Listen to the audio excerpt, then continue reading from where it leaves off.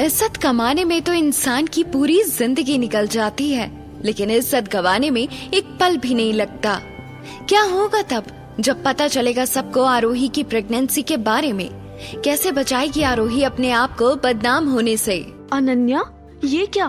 तेरा फियांसे तुझे यहाँ अकेला छोड़कर तेरी बहन को कमरे में लेकर क्यों चला गया?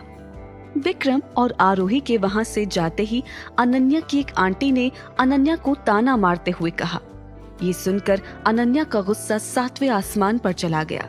उसने अपनी आंटी को गुस्से से कहा, इसमें इतना हैरान होने जैसा क्या है आंटी? यहाँ सब लोग जानते हैं कि आरोही कैसी लड़की है। अपनी बात पूरी करने के बाद गुस्से से लाल अनन्या आरोही और विक्रम के पीछे उस कमरे तक गई। उसने देखा कि उसका बॉयफ्रेंड राजवीर आरोही का बहुत ध्यान रख रहा था। अनन्या से ये सब देखा नहीं जा रहा था, लेकिन उसने अपने गुस्से पर काबू करते हुए कहा, राजवीर, बाहर सब हमारी एंगेजमेंट सेरेमनी के लिए वेट कर रहे हैं, इसलिए और ज्यादा डिले नहीं कर सकते। अनन्या की बात सुनते ही विक्रम उठा और अनन्या की तरफ देखे बिना ही आरोही से बोला, जब तक तुम्हारी तबीयत ठीक न लगे तुम यहाँ से मत हिलना, मैं थोड़ी देर में वापस आता हूँ। विक्रम के मुंह से ऐसी बातें सुनकर आरोही हैरान थी, क्योंकि आज तक हमेशा उसने विक्रम का गर्म मिजाज ही देखा था। अपनी बात कहने के बाद विक्रम अनन्या के साथ कमरे से बाहर आ गया। आरोही की नजरें भी अनन्या पर थी, लेकिन उसका ध्यान इस बात पर था कि आज विक्रम और अनन्या की एंगेजमेंट हो जाएगी। आरोही ने वहां से वापस चले जाना ही ठीक समझा। रॉयल पैलेस होटल से बाहर निकली और सामने के एक रेस्टोरेंट में चली गई। बैंक्वेट हॉल के अंदर विक्रम यानी कि राजवीर और अनन्या हाथ पकड़े स्टेज पर खड़े थे, लेकिन विक्रम शायद अभी भी आरोही के बारे में ही सोच रहा था। अनन्या हाथ में अंगूठी लिए राजवीर की तरफ देख रही थी और विक्रम का मन अभी भी उस कमरे में था और राजवीर अनन्या के हाथ से अपना हाथ छुड़ाते हुए उस कमरे की तरफ भागा जहां वो आरोही को छोड़कर आया था। आरोही को वहां न देखकर विक्रम परेशान हो गया। उसी कमरे के पास से एक वेटर गुजर रहा था। विक्रम ने जब उससे आरोही के लिए पूछा तो उसने बताया कि मैडम तो अभी थोड़ी देर पहले ही होटल से निकल गई। तो विक्रम को लगा आरोही घर ही गई होगी, इसलिए वो सीधा घर चला गया। लेकिन आरोही रेस्टोरेंट में विंडो के पास बैठी बाहर ही देख रही थी। आरोही ने अनन्या को कॉल किया। आरोही का कॉल आता देख अनन्या ने कॉल पिक किया और ताना मारते हुए आरोही से बोली, मेरी लाइफ का सबसे बड़ा कांटा हो तुम। तुम्हारी वजह से आज मेरी एंगेजमेंट खराब हो गई। तुम चली क्यों नहीं जाती मेरी जिंदगी से? अनन्या की बातों का जवाब देते हुए आरोही ने कहा, अगर तुम सच में चाहती हो कि मैं हमेशा के लिए तुम्हारी जिंदगी से चली जाऊं, तो मुझे होटल के सामने वाले रेस्टोरेंट में मिलो। उतावले कदमों से आरोही के सामने आते ही अनन्या ने तेज आवाज में पूछा, बोलो क्या चाहती हो तुम? आरोही अनन्या के आंखों में आंखें डालकर उससे बोली, मैं तुम्हारे साथ एक डील करना चाहती हूँ। तुम चाहती हो ना कि मैं तुम्हारी जिंदगी से हमेशा के लिए चली जाऊं, तो उसके लिए तुम्हें मुझे 20 लाख रुपए देने होंगे।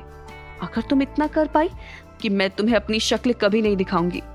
आरोही की बात सुनकर अनन्या जोर जोर से हंसने लगी और बोली, तुम्हें क्या लगा जिस तरह लड़के तुम्हारी बातों में आ जाते हैं मैं भी आ जाऊंगी? तुम्हारा पति बीमार जरूर है, लेकिन उसके पास पैसे की कोई कमी नहीं है, इसलिए मुझे बेवकूफ बनाना बंद करो। अनन्या की बात सुनकर आरोही ने कहा, मैं तुम्हारी इन फालतू बातों का जवाब देना जरूरी नहीं समझती, लेकिन मैं तुम्हें इतना वादा करती हूँ कि अगर तुम इस डील के लिए तैयार हो गई तो मैं भी अपनी बातों से पीछे नहीं हटूंगी।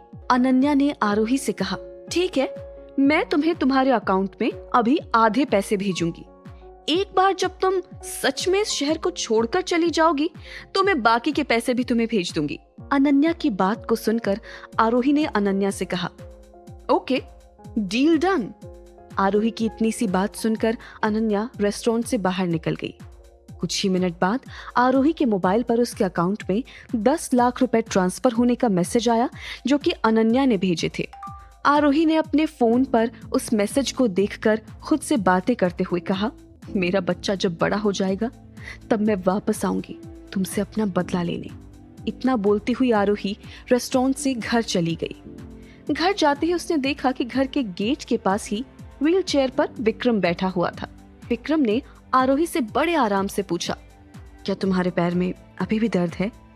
विक्रम, जो हमेशा गुस्से में रहता था और सबसे रूडली बात करता था, उसे ऐसे बात करता देख आरोही थोड़ी हैरान हो गई। आरोही एंगेजमेंट की बात से पहले से ही दुखी थी, इसलिए उसने थोड़ा दुखी आवाज में विक्रम से कहा, आज आपकी एंगेजमेंट हो गई है, इसलिए अच्छा होगा कि आप अपने फियांसे के बारे में सोचें। इतना बोलकर आरोही अपने कमरे की तरफ चली गई। आरोही सीधा अपने कमरे में गई।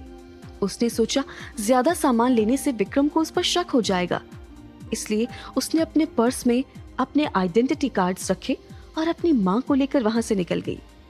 विक्रम अभी भी घर के दरवाजे के पास व्हीलचेयर पर बैठा हुआ था।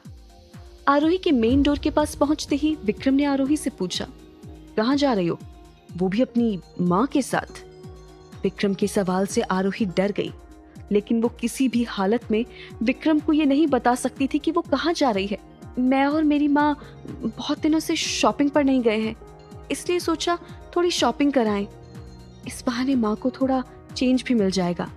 आरोही की बात सुनते ही विक्रम ने अपनी जेब से एक डेबिट कार्ड निकाला और उसका पिन नंबर आरोही को बताते हुए बोला, तुम्हें जो भी चाहिए होगा तुम इस कार्ड से ले सकती हो। आज से ये कार्ड तुम अपने ही पास रखो, अपनी जरूरत के हिसाब से यूज करती रहना। आरोही अभी विक्रम के साथ किसी बहस में नहीं पड़ना चाहती थी, इसलिए उसने विक्रम से कार्ड ले लिया और वहां से चली गई। आरोही अपने साथ विक्रम की कोई भी चीज नहीं ले जाना चाहती थी, इसलिए रिंग और कार्ड सिक्योरिटी गार्ड को देते हुए आरोही और उसकी माँ मेन गेट से बाहर निकल गई। क्या आरोही सच में विक्रम की जिंदगी से चली जाएगी? अब तो आरोही ने वो रिंग भी निकाल दी थी। उसके जाने के बाद कैसे पता लगाएगा विक्रम उसके बारे में? आरोही का ये फैसला उन दोनों की जिंदगी में कौन सा नया मोड़ लेकर आएगा? जानने के लिए सुनिए इस कहानी का अगला एपिसोड सिर्फ पॉकेट FM ऐप पर।